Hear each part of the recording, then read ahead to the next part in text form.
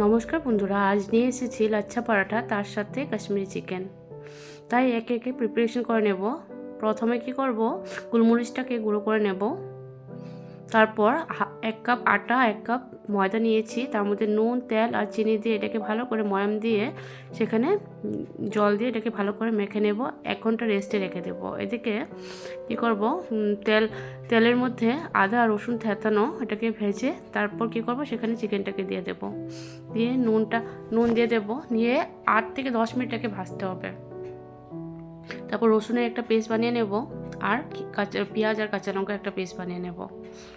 তারপর সেই তেলের মধ্যে গোটা জিরা দিয়ে দই ফেটানো ছিল, সেই দইটাকে কম আঁচে একদম দিতে হবে। তারপর রসুনের পেস্টটা দিয়ে দেব পেঁয়াজ বাটা, নুন দেব আর ধনিয়া গুঁড়ো দিয়েছি। দিয়ে এটাকে ভালো করে কষাতে হবে। যখন তেলটা ছেড়ে আসবে সেখানে চিকেনটাকে দিয়ে দেব।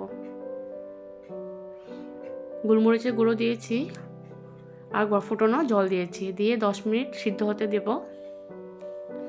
তারপর দিয়েছি ফ্রেশ ক্রিম, দিয়ে এটাকে 5 মিনিট ঢেকে দেব। নামানোর আগে কি করব, সেখানে কাঁচা লঙ্কা চিরা আর শুকনো লঙ্কা চিরা দিয়ে দেব, আর দিয়ে দেবো ধনিয়া পাতা আর কস্তুরি মেথি। বাস হয়ে গেল কাশ্মীরি চিকেন। খেতে খুব ভালো লাগে। একঘেয়ে চিকেন না খেয়ে একটু নতুনত্ব করলে বেশ ভালো লাগে খেতে। আর এদিকে কী করেছি, সেই আটা মাখাটাকে লিচি কেটে এভাবে করে তেল ব্রাশ করতে হবে। তারপর ময়দা ছিটিয়ে এভাবে করে কেটে কেটে নিতে হবে। যেভাবে আমি করছি সেইভাবে করবেন, তাহলে কি হয়, লাচ্ছা পরাঠাটা খুব সুন্দর, লেয়ারিংটা সুন্দর হয়।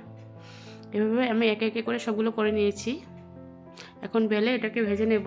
এই পরাঠা কি হয়, শুধু চায়ের সাথে খেতেও খুব ভালো লাগে, বা পনিরের কিছু আইটেম বা চিকেনের সাথে তো খুবই ভালো লাগে, পনিরের কিছু আইটেমের সাথেও এই পরাঠাটা খুব ভালো লাগে খেতে।